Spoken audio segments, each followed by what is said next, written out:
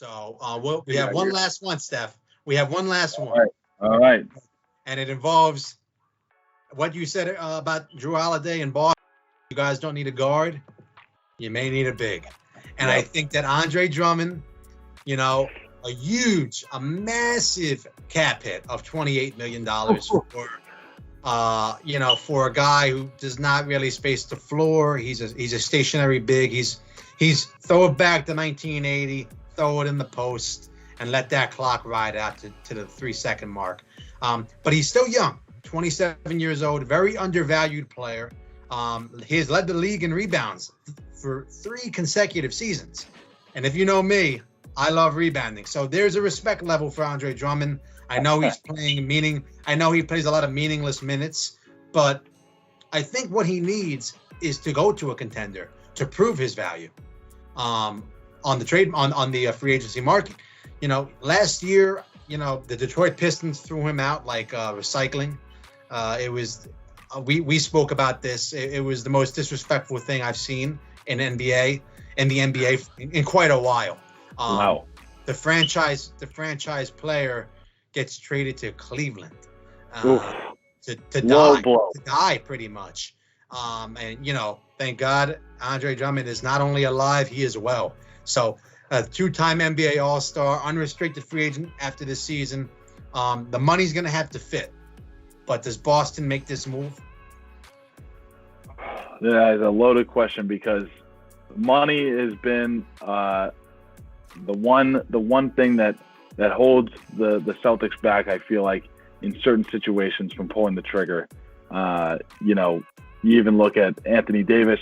Was it worth it? And even with a trade, because we'd have to give up. It's what they're giving up is a huge question mark, because you look at how the Celtics played this year, and the one thing that drove me nuts watching this team is that there was a clear offensive rebound, and you put Grant Williams at the 5. Not a bad player, but he's not going to grab the rebound over Bam Adebayo.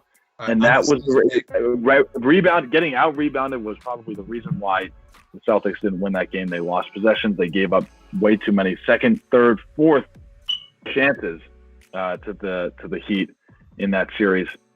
Andre Drummond has all the stats you need if you're trying to fill that need for the Celtics. He's a rebounder, and if you really want to compete in the East against a Bam, against a Giannis, not saying that he's anywhere close to those players as an all-around game, but if you're trying to fill that need, Andre Drummond could be your guy. You talk about recycling. We could reuse him. We could pick him back up out of the trash pile and put him back to work. The one thing is that 28.7 number is a lot for 1 year. He's said he's committed on record to opting into that player option. So he'll obviously go back to the Cavs, and with a trade, I don't know what the Celtics would give up that I'd be okay with as a fan or going forward as a organization. The Cavs, in my opinion, would end up asking for a lot, just because I feel like the Cavs are going to try to pull a fast one on the team here. They're going to try to pull a fast one and be able to kind of win this trade, knowing that Andre Drummond is a solid player. But that $30 million, I mean, I think he knows he's not worth that $30 million, but he's going to take it because why would you turn that money down? So it's really tough. I'd say the Celtics, what I've heard and what I agree with as a fan is that the pursuit of Miles Turner from the Pacers is a much better and more reasonable option financially, but also I think a better player. He still is a big man that would completely fill the role that Daniel Tice does not right now. So as a Celtics fan and as Danny Ainge, it's really enticing, but it's a huge cap hit that could end up being a 1-year thing, and you end up losing. Who knows? They could be asking for. If they ask for Jaylen Brown, Jason, who knows what they could ask for? So that's where it's not really worth it as the Celtics. But he's definitely gonna. If he can get out of Cleveland, who wouldn't want to get out of Cleveland? Exactly, and I think Boston really does make a lot of sense. I think a third team, there would have to be a third team in that deal to facilitate it. I've seen reports that Boston would move on from Gordon Hayward to land a big, such as Miles Turner. They really do need a third team to make the cap work. You're not going to trade Gordon Hayward for 1 year of Andre Drummond, but if you use a third team and you add assets in 3 phases of all franchises, I think it could work. Dallas is an interesting team for me.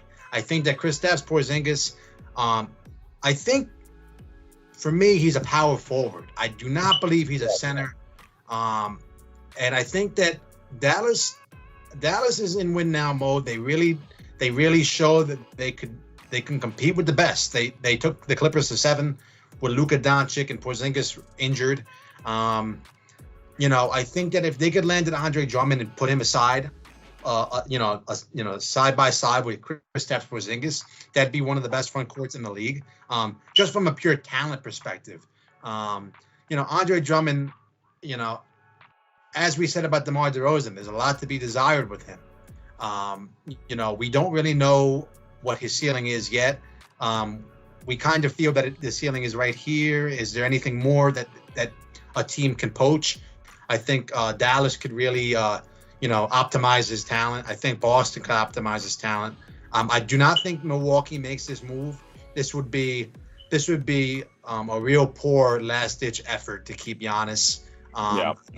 You would have to give up Brook Lopez and Eric Bledsoe for Andre Drummond. So in that trade scenario, you would lose a ball handler. You would lose floor spacing. I do not know how that fits. I think that the best fit would be Boston. How they get it done, I do not know if they can get it done. My personal fit, I would like to see him in Dallas. I don't know what they would trade. Maybe trade Tim Hardaway Jr. and a prospect. Maybe like a Dorian Finney-Smith. Maybe that could be done. I don't know what Cleveland really wants in return. Maybe just draft capital. I think Andre Drummond to Dallas makes them a better team, and Dallas really just that's what they need. They need better talent. Maxi Kleber, Dwight Powell. Those players can't be in your starting 5. If you want to compete long term in the West. I think Andre Drummond does help that this year. And I think Luka Doncic would be able to make that work. I think that he could work with a lot of bigs. He's used to the prototypical big from when he was playing in Europe, the guy in the paint. And so I think that Porzingis would be able to have less of a burden on the rebounding aspect and really focus in on his offensive game. Definitely. And I actually, this is going even all the way back to the team that we started this conversation on. I think that the Rockets could make a run for him because we've talked about it. They run small ball, but it clearly hasn't worked. And then getting a big man like Andre Drummond to fill the lost role of Clint Capella when James Harden and Capella were two-man game, and that was really successful. And It would possibly even help ease the tension in Houston with those role players that are upset. It would that want more of a role. What better place to go than Cleveland to hold the ball and get your shot and lose games? It would be a great place to go for Austin Rivers, for House, even PJ Tucker. Even though we love his shoe game and we love his commitment. I wouldn't wish that upon PJ Tucker. I wouldn't wish that upon him. He's already served valiantly, and when he played in Phoenix, if you remember those years. Oh wow, that is a throwback. So I think that a team. Maybe not. We're not even thinking about that. Needs a center.